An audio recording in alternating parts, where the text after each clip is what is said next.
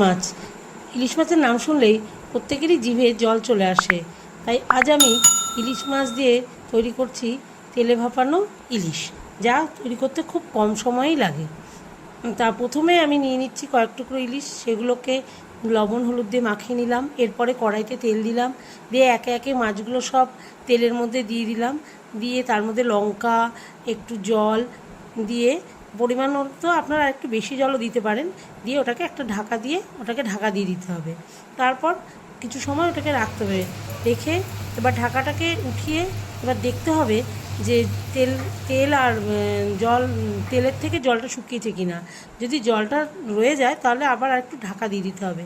এরপরে ঢাকা উঠিয়ে দেখতে হবে, যখন পুরো তেলটা বেরিয়ে গেছে, জলটা শুকিয়ে গেছে, তখন বুঝতে হবে যে হয়ে গেছে।